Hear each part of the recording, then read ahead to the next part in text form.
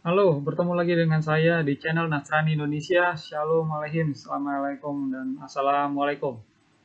Kita terus membahas tentang agama, sains, dan juga sejarah. Nah, pada kesempatan kali ini, topik yang saya angkat berkenaan dengan kitab PB Aramaik. Nah, karena kitab PB Aramaik itu jarang didengar ya, banyak rohaniawan diskusi sama saya, dan mereka juga merasa awam terhadap PB Aramaik ini, karena di STT yang mereka ikuti ya, itu tidak ada kelas khusus ya atau pembahasan mengenai sejarah tentang kitab PB, lalu gereja mana yang menyusun menyalinnya gitu ya.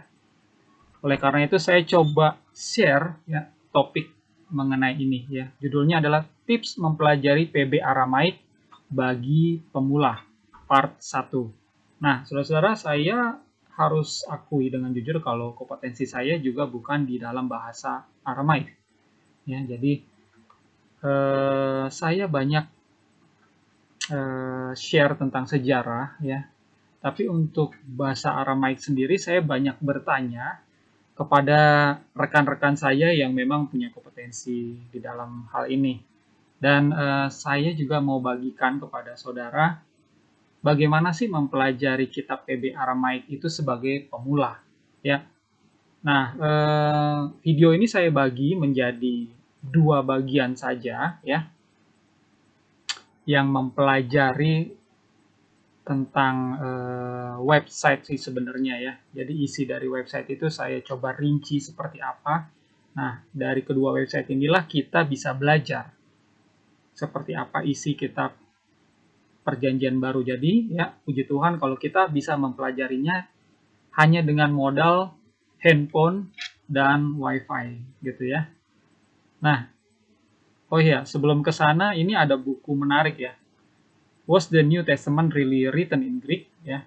Apakah benar ya kitab Perjanjian Baru itu ditulis dalam bahasa Yunani? Jawabannya adalah tidak, ya, itu tidak benar. Ya, tidak ada bukti kalau PB itu ditulis dalam bahasa Yunani awalnya. Jadi itu adalah salinan dari Aramaik. Nah, buku ini sebenarnya bisa di-download secara free gratis di dalam kalau saudara ke Google ya, ketik aja ya judulnya Was the New Testament Really Written in Greek PDF. Nah, saudara akan dapatkan buku ini dengan cuma-cuma.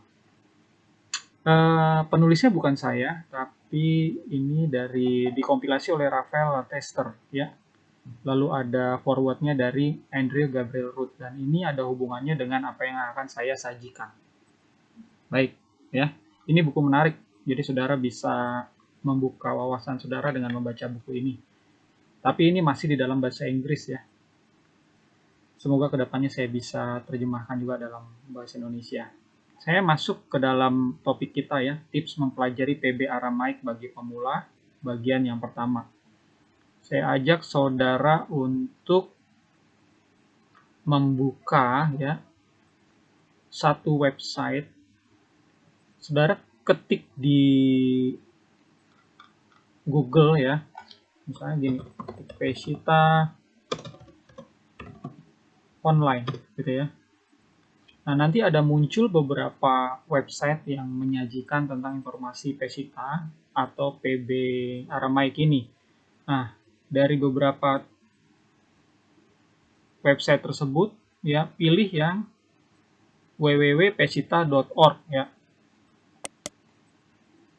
Nah, ini adalah tampilan welcoming page dari pesita.org ya, yang ditulis atau dikelola oleh salah satu jemaatnya, yaitu Diakon Paul Yonan. Nah, ada lambangnya seperti ini, jadi jangan heran ada lambang Tlitayuta. Ini lambang Tlitayuta sebenarnya ya. Yod dan He dengan 3 titik, yaitu lambang dari Trinity yang diajarkan di gereja ini. Lalu ditambah sama Paul Yonan ini ada tanda salib. Gitu ya. Coba masuk dulu ke introduction-nya. Ya. Sekali lagi nama linknya adalah pesita.org ya. Lalu kalau kita buka introduction itu ada preface, copyright, Aramaic, Peshitta, dan Fonts. Ya, preface ini tentang kata pengantar yang ditulis oleh admin dari website ini, yaitu saudara Diakon Polyonan, gitu ya. Aramaik ini tentang sejarah bahasa Aramaik, ya, bagi saudara-saudara yang bingung ini bahasa seperti apa sih, ya.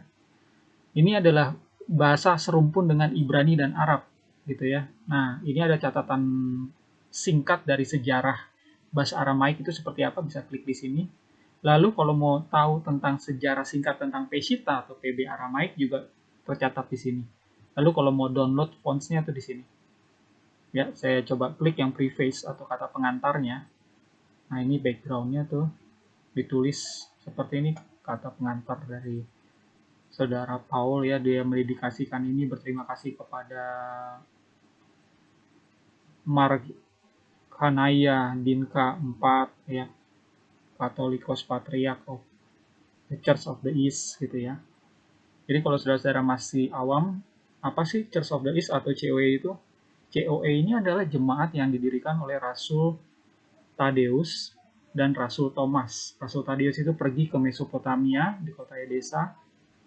Nah, Rasul Thomas ke Kerala, India. Nah, di dua tempat inilah mereka mengajar kaum Yahudi yang menjadi Nasrani, gitu ya, yang menjadi pengikut Yesus. Dan pada awalnya mereka struggling sekali, ya. Abad 2, abad 3, ya. Abad 4 itu mendapatkan tekanan, ya, terutama di daerah Mesopotamia, ya. Karena memang di sana adalah daerah di mana kekuasaannya, kekaisarannya itu memeluk agama Zoroaster, gitu loh. Baru di abad 5 awal, 409 diberikan kebebasan. Lalu 410, nah, diundanglah sama kaisar pada saat itu semua rohaniawan untuk membentuk gereja yang mandiri. Jadi gereja ini kan tadinya pusatnya di Yerusalem, ya, berkaitan juga dengan gereja Syria Antioquia. Tapi karena ini berbeda wilayah, berbeda kekaisaran, ya. Kalau yang di Yerusalem dan yang lain-lain itu ada di bawah kekuasaan Romawi, nah yang di Edessa ini di bawah kekuasaan Persia, makanya ini harus berdiri sendiri.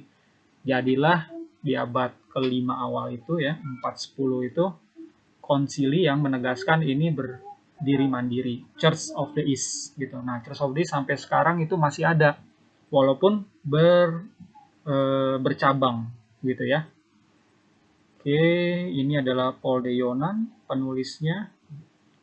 Dia menulis 6 bulan 1 tahun 2000. Jadi sudah 20 tahun website ini eksis dan memberkati banyak orang, terutama saya juga. Gitu ya. Selain introduction, di sini ada artikel-artikel menarik, ya. Saudara bisa baca, bukan cuma artikel sih, ini sebenarnya buku, ya, berupa PDF, ya. Notes from Ninive, Cradle of Mankind, By Foot to China, History of Church of the East, Nestorians, The Monks of Kublai Khan, ya. Saudara-saudara kalau dengar ada gereja Nestorians, nah sebenarnya Nestorians itu adalah julukan untuk gereja Church of the East ini, gitu ya. Nama lainnya adalah gereja Assyria atau gereja Syria Timur, gitu.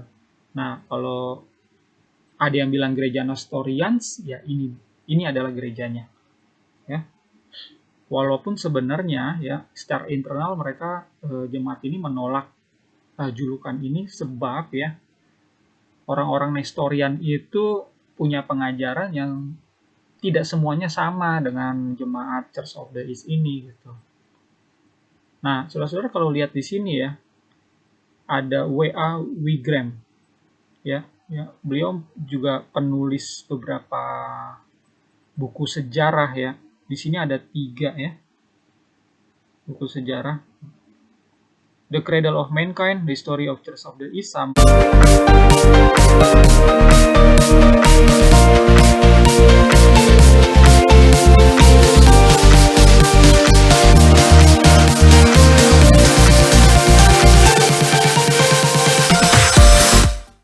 The Assyrian and Their Neighbors ya.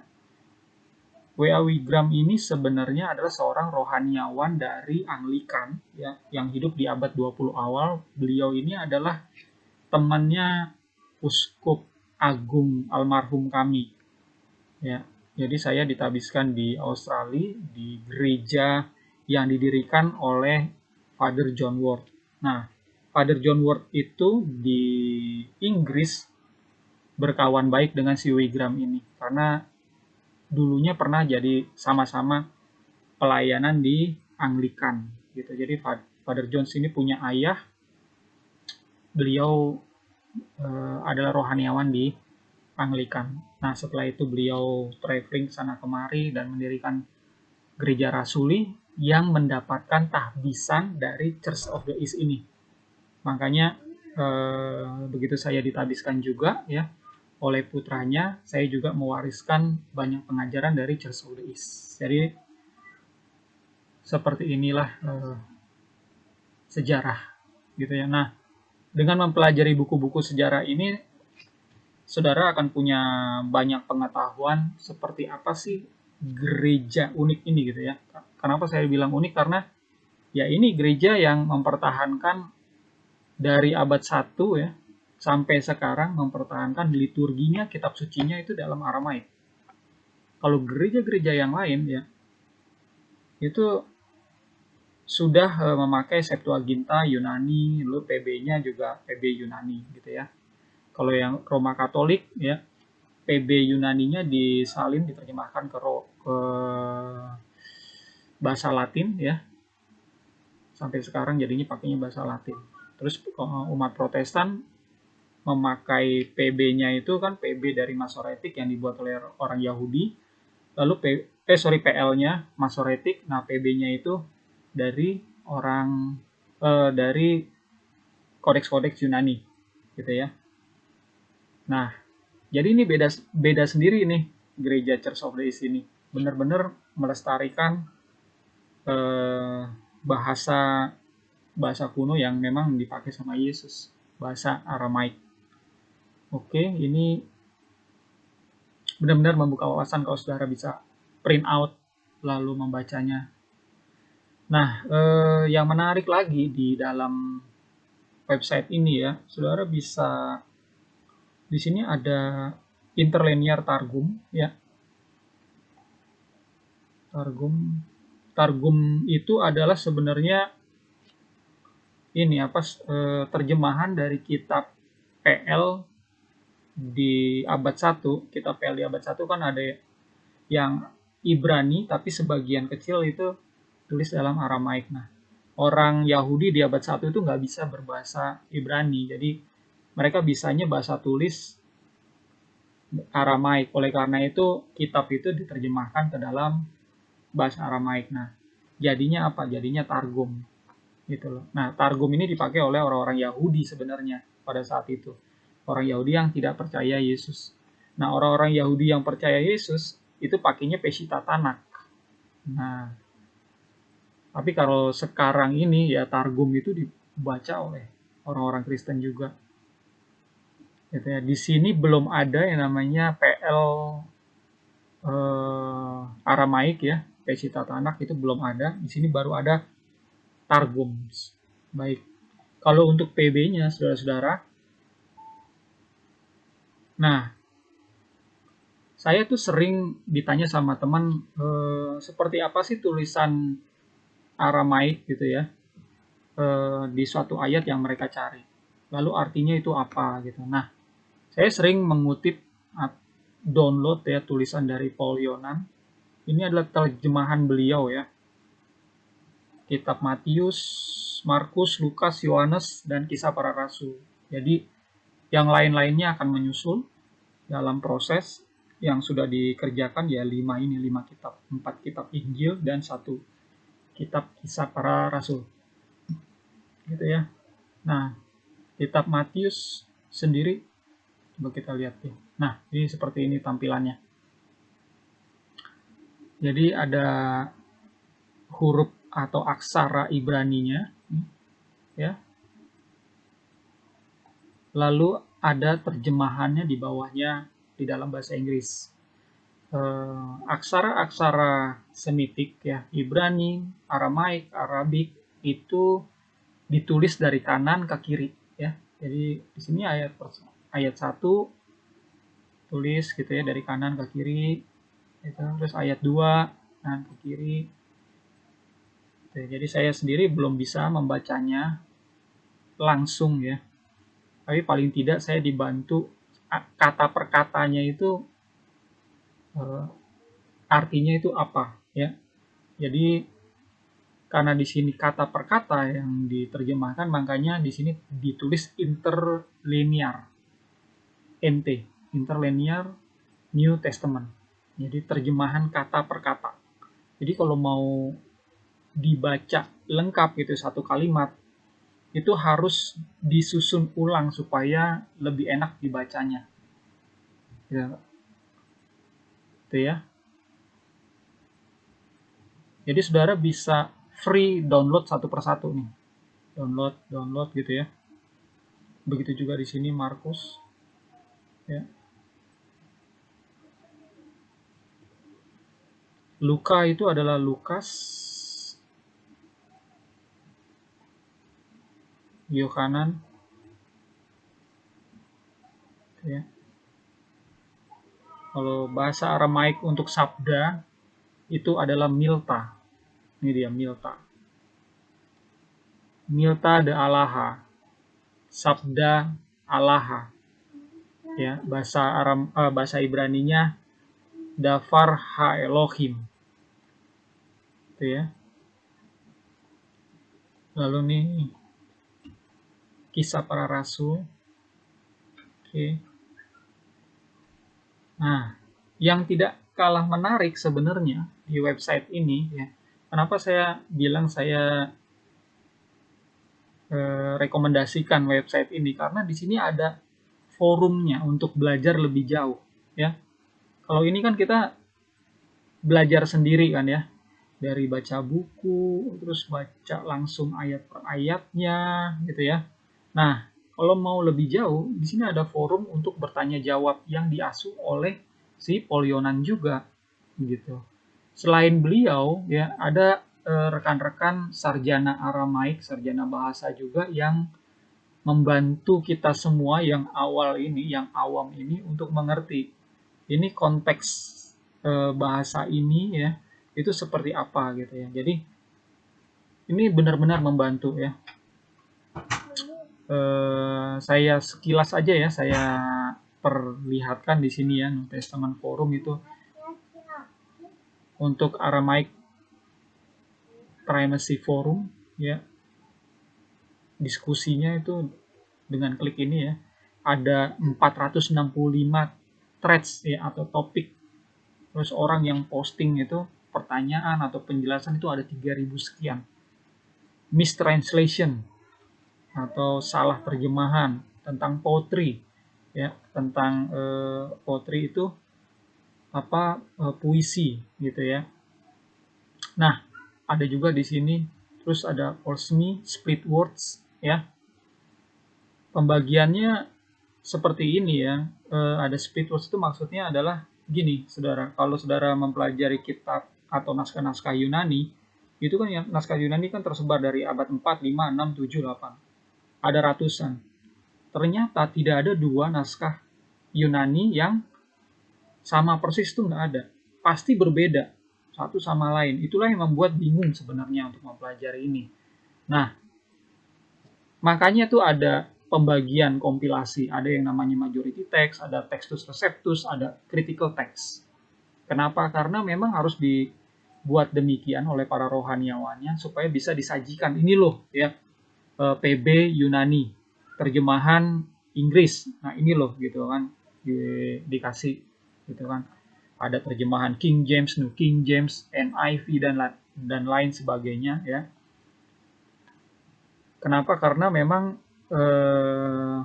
ya kalau nggak dikompilasi seperti itu nanti bingung jemaatnya. Harus ada rohaniawan yang melakukan itu. Karena ini berbeda-beda. Nah, perbedaan itu ya salah satunya itu tentang split words. Ya, dalam satu kata kok dalam satu ayat ya, kok ada naskah Yunani yang ngomongnya A, tapi yang naskah yang lain ngomongnya B. Ini kok berbeda ya? Nah, kenapa bisa berbeda? Awal muawalnya atau asal usulnya itu sebenarnya terjemahan dari Aramaik. Nah, ini dijelaskan di mana? Di buku yang tadi saya rekomendasikan itu, yang pertama ini dia. Was the New Testament really written in Greek? Jadi cara memahami ya, sebenarnya kitab PB itu dari asal usulnya itu dari Aramaik atau Yunani ya, banyak cara. Salah satunya ya dengan memperhatikan split words yang ada di naskah-naskah Yunani ya. Lalu ini juga ada banyak, di sini banyak topik yang bisa kita pelajari. Lalu ada komunitas kalau mau belajar tentang Church of the East, forum ada di sini. Lalu Nazarene atau Messianic Judaism forum juga ada juga di sini, bisa dipelajari. Nah, jangan lupa ya, ini linknya pesita.org. Selamat mempelajari ya.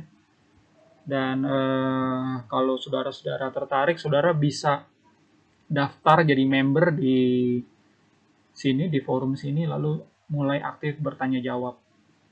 Baik, itu yang bisa saya share di bagian pertama ini ya. Ini saya bagi dua videonya. Yang video yang kedua ini juga menarik mempelajari kitab PB Pesita yang lebih jauh itu seperti apa. Baik, itu aja yang saya bisa share pada kesempatan kali ini. Saya undur diri. Shalom alaikum. Assalamualaikum. Assalamualaikum.